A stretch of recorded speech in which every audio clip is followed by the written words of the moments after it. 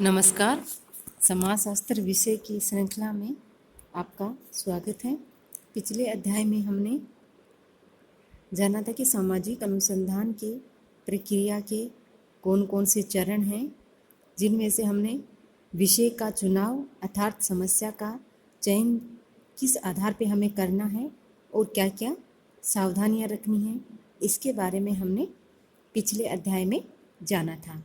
इसके साथ ही हमने पिछले अध्याय में संबंधित साहित्य का अध्ययन और उसके बारे में हमें किन किन बातों का ध्यान रखना है, उन सभी के बारे में जाना।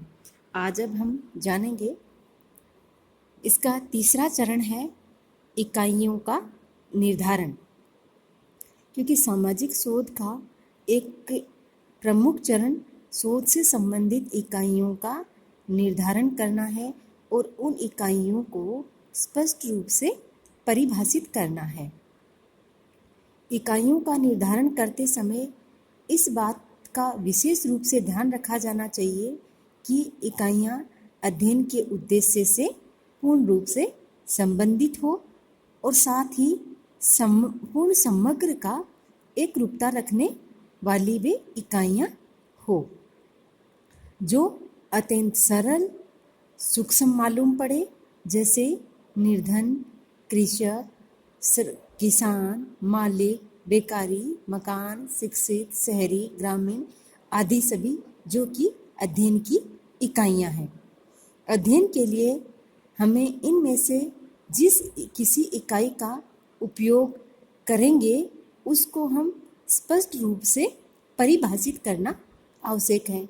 जैसे कि हम कृषक ले रहे हैं या श्रमिक ले रहे हैं या बेरोजगारी, शिक्षित, बेकारी, शहरी, ग्राम, इन सभी इकाइयों को हमें स्पष्ट रूप से परिभाषित करना अत्यंत आवश्यक है। अन्यथा अलग अलग शोधकर्ता और सूचनादाता इनका अलग अलग अर्थ लगाकर इन्हें अलग अलग रूप में समझेंगे, जिस परिणाम स्वरूप सूचनादाता ऐसी सूचना देंगे जो कि शोध कार्य में सहायक होने की बजाय बाधक सिद्ध हो सकती हैं। इससे शोध कार्य की जो सब्जेक्टिविटी है, ऑब्जेक्टिविटी है अर्थात वस्तुनिष्ठता है, वह समाप्त हो जाएगी। अतः इकाइयों को ठीक से निर्धारित और स्पष्ट रूप से हमें परिभाषित करना अत्यंत आवश्यक माना जाता है, तभी वह शोध अपने आप में एक वैज्ञानिक शोध कहलाएगा। इसके बाद में आता है इसका चौथा चरण है प्राकल्पना का निर्माण करना, अर्थात शोधकर्ता अपनी अध्ययन समस्या के प्राथमिक ज्ञान के आधार पर एक ऐसा सामान्य निष्कर्ष बनाता है जो उसके शोध कार्य का आधार बनता है।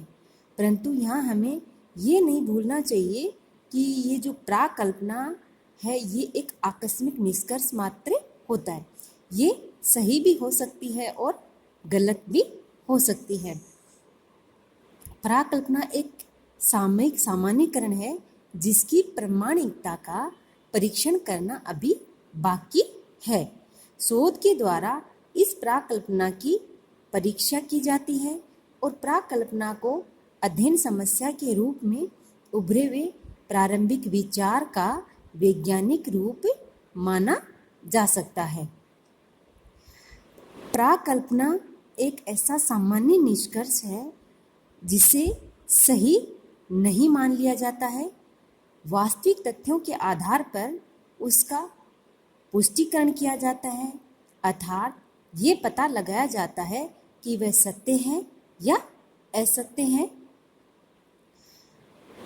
प्राकल्पना शोधकर्ता के कार्य को एक दिशा प्रदान करती है, शोध के क्षेत्र को स्पष्ट करती है।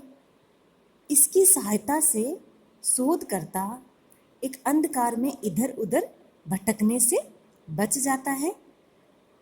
अर्थात हमने बताया कि प्राकल्पना शोधकर्ता के कार्य को एक दिशा प्रदान करती है और वह उसे ये बताती है कि क्या ग्रहण करना है और उसे क्या छोड़ देना है। जिससे शोध कार्य का क्षेत्र निर्धारित होता है और आगे का मार्ग व दिशा स्पष्ट होती है। तथ्यों के आधार पर प्राकल्पना सत्य भी प्रमाणित हो सकती है और असत्य भी हो सकती है, परंतु हमें ये निश्चित है कि इन दोनों ही स्थितियों में ज्ञान में वृद्धि होती है।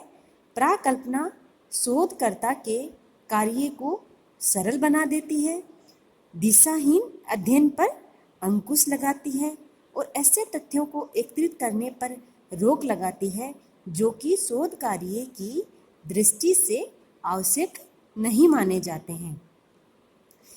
यहाँ हमें ये बात ध्यान में रखनी है कि किसी ध्यान में रखनी प्रकार है के शोध में सभी प्रकार के शोधों में प्राकल्पना का होना अनिवार्य नहीं है। जैसे अन्वेषणात्मक शोध में अध्ययन के प्रारंभ में सामान्यतः प्राकल्पना का निर्माण नहीं। धन्यवाद।